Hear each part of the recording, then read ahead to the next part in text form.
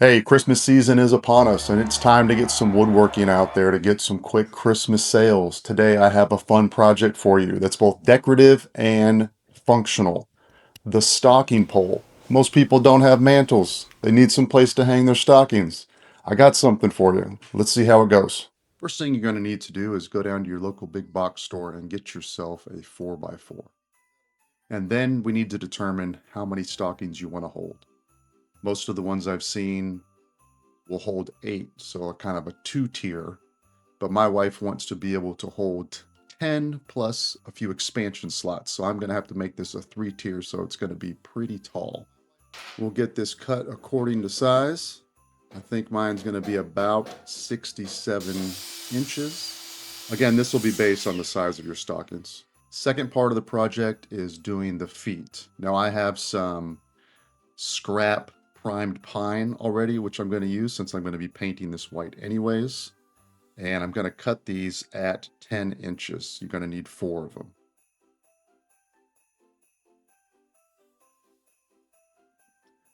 To mark these, I'm making a 3.5-inch mark because the 4x4 is actually 3.5 actual. And then on the bar side, I'm marking it at 1.5 inch. And then I'm going to draw that line. Now the easiest way to cut this will be using the jig saw, which is a tool that most of us should have, or if not, I recommend getting one.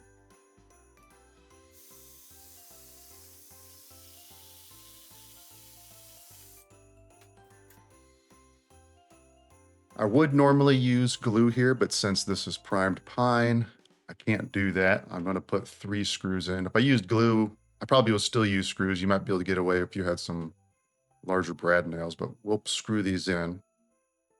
It's going to be kind of a spiral configuration, as you'll notice from the video here. The first 2 will go opposite ends, then the next 2 will fit in from there. Next up, cut yourself a square. I cut this one at 6 inches by 6 inches, and I'm going to route a decorative edge along it. On the top is where you can do a lot of variation. I have some leftover trim that I'm actually going to put underneath this top cap. And then I have a decorative, what ended up being a coffee table foot to put on the top. They make a lot of these in variations. I just got the cheapest one that was like $3. So with this leftover trim that I have, I'm going to cut 4 pieces. The inside is going to be, or the inside measurements rather, are going to be 3.5 to line up with the 4x4. And then cut these at 45 degrees on each end.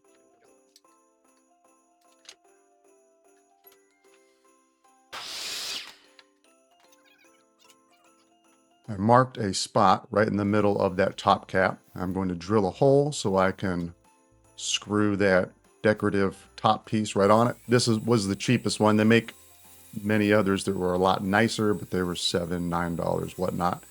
A lot of variety there, different ways to kind of customize it to your own liking.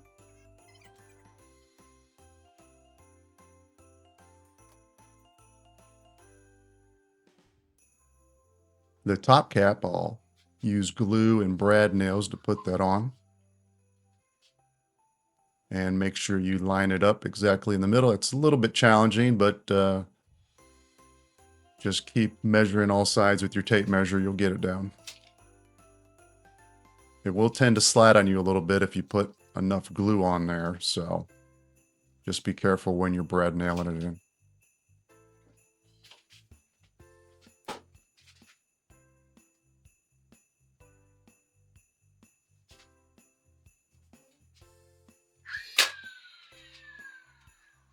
Both of those sit up there. Put one brad in it.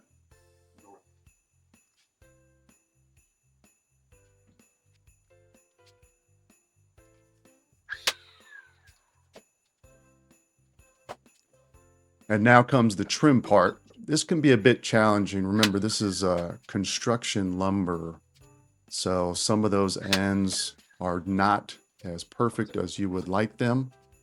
And that's okay, because the old phrase, caulk and paint make a carpenter what he ain't. I guess we can also say wood putty comes in real handy here, which I will use after I put these in. 2 of these corners will be great and 2 will be not so great, but we will make it work. And of course, we'll be painting afterwards and it will look pretty amazing.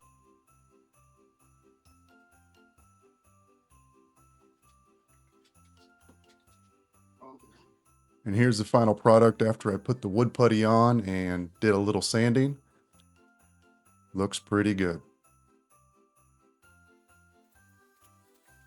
And on our second to final step, painting, I'm going to do 2 coats with the paintbrush, and then I'm going to spray paint after that. I'm using some chalk paint that I had, and I also have some chalk spray paint in white, so this actually won't be as difficult as maybe it looks.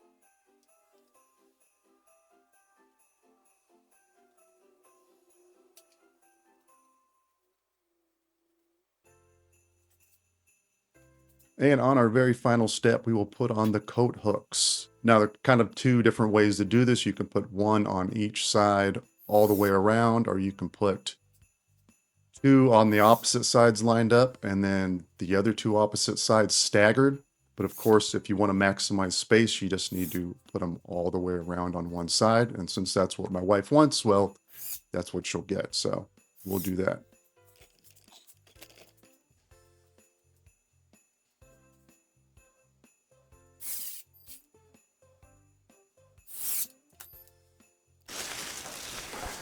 Okay.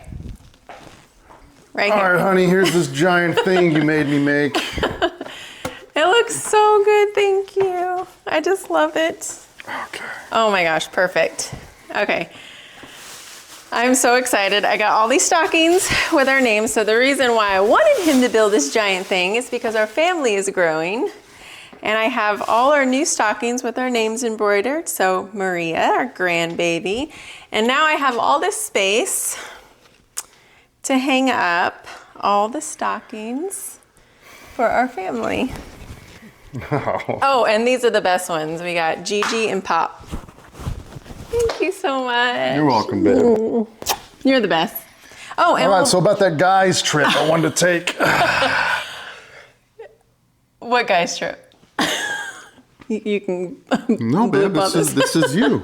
Oh, thank you so much for watching my husband's woodworking channel. I'm pretty sure he told you maybe a few episodes ago that he finally took me to Italy. Oh, thank you so much for liking and subscribing all his wonderful videos. Especially this one is my favorite thus far. And Merry Christmas. Merry Christmas.